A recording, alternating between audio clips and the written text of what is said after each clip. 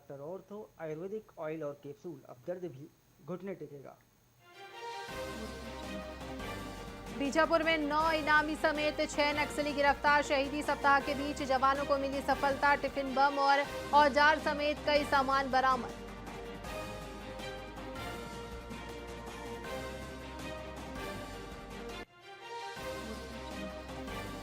बिलासपुर में राष्ट्रीय बोची चैंपियनशिप का आयोजन। 22 राज्यों के दिव्यांग खिलाड़ियों ने दिखाया दमखम। सिमरन पुजारा ने जीते 2 गोल्ड मेडल।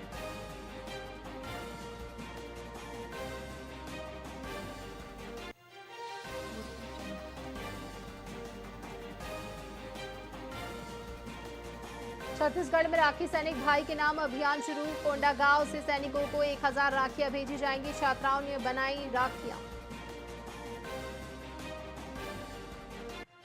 छत्तीसगढ़ में 8 आईपीएस अफसरों का ट्रांसफर। राहुल बंसल दुर्ग से सरगुजा भेजे गए। 75 अपर संयुक्त डिप्टी कलेक्टर और सीईओ का भी तबादला।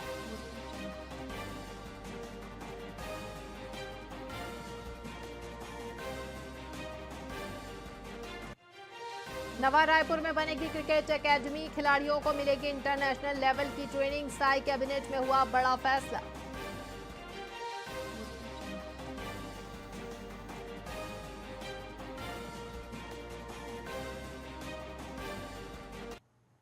नमस्कार, स्वागत है आपका वीआईपी न्यूज में। मैं हूं आपके साथ आयुषी सोनवानी। रुक करेंगे खबरों की ओर।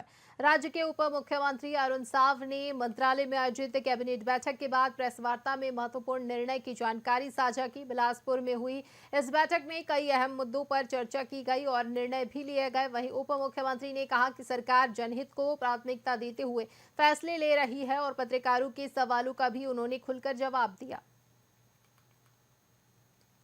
राज्य मंत्रिपरिषद की बैठक मुख्यमंत्री माननीय विष्णुदेव साय जी की अध्यक्षता में संपन्न हुई है। बैठक में अनेक महत्वपूर्ण निर्णय आज लिए गए हैं,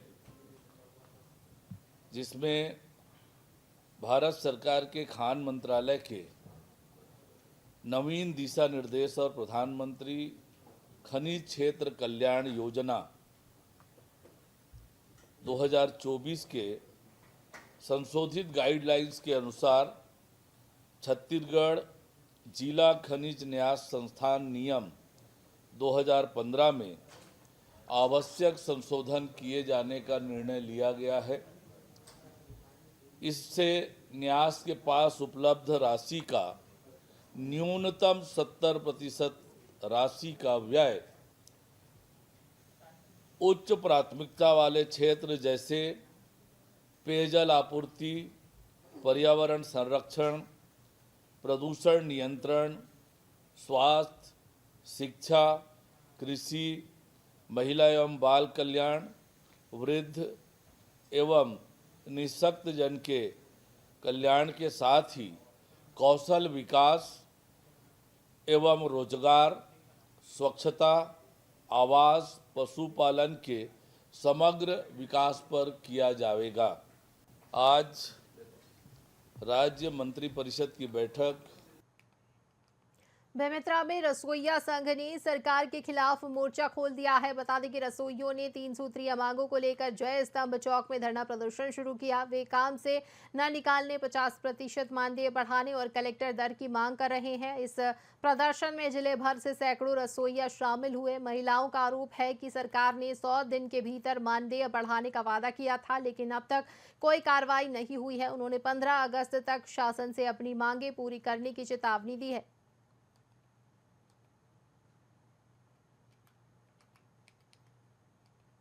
हम लोगों का 3 सूत्री मांग है, जो कलेक्टर दर और रसोइया लोगों को जो बाहर निकाल देते हैं उसको नहीं निकालना है। और सरकार बोले थे कि हम 50% देंगे बोल के, 100 दिन के अंदर हम दे देंगे बोल के, लेकिन उसको हम लोगों को दिया नहीं है। अगर वो नहीं देगा तो हम लोग उता मैदान में फिर से हम लोग आंदोलन करेंगे। खरसती धरना प्रदर्शन में बैठे हैं कि 3 सूत्री मांग रही थी।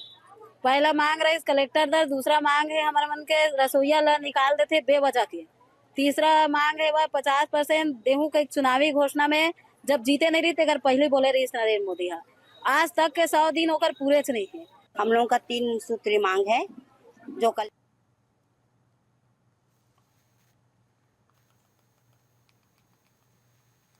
कोरबा के स्टेट बैंक मुख्य शाखा में एक महिला बीमा सखी के पर्स से 40,000 रुपए चोरी हो गए। यह घटना बैंक परिसर में लगे सीसीटीवी कैमरे में कैद हो गई। आरोपी युवती बड़ी सफाई से चोरी कर फरार हो गई। वहीं पीड़िता हेमा साहू ने तुरंत पुलिस को सूचना दी, जिसके बाद जांच शुरू की गई। पुलिस का दावा है कि संदिग्ध महिलाओं को जल्द ही पकड़ लिया जाएगा। मेरा नाम हेमा साहू है। मैं एसबीआई के मेन ब्रांच में आई हुई थी, जहां मैंने 40,000 रुपये निकाले और पासबुक को एंट्री कराने के दौरान 2 महिलाओं द्वारा मेरे पैसे को मेरे पर्स से निकाल लिया गया, जिसकी सूचना मैंने पुलिस प्रशासन से की है।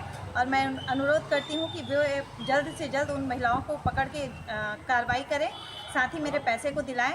और मैंने मुख्य ब्रांच अधिकारी से भी बात करने की कोशिश की एसबीआई बैंक के, तो उन्होंने बात करने से साफ मना कर दिया। मेरा नाम छत्तीसगढ़ की दुर्ग जेल में बंद ननों से मिलने पहुंचे राजनीतिक दलों के सांसदों और नेताओं को जेल प्रशासन ने रोक दिया, जिसके बाद दिल्ली से आए प्रतिनिधिमंडल में भारी नाराजगी है। भाकपा, माकपा और केरल कांग्रेस के नेताओं ने आरोप लगाया है कि छत्तीसगढ़ में ईसाई समुदाय के खिलाफ सुनियोजित तरीके से कार्रवाई की जा रही है। नेताओं ने ननों की गिरफ्तारी को मनगढ़ंत आरोपों पर आधारित बताया और नेताओं ने साफ कहा कि वे जब तक ननों से मुलाकात नहीं कर लेते तब तक वापस दिल्ली नहीं जाएंगे। बता दें कि 29 जुलाई को शाम 3:30 बजे पहुंचने के बावजूद सिस्टर प्रीति, मैरी, वंदना, फ्रांसिस और सुखमन मंडावी से मिलने नहीं दिया गया।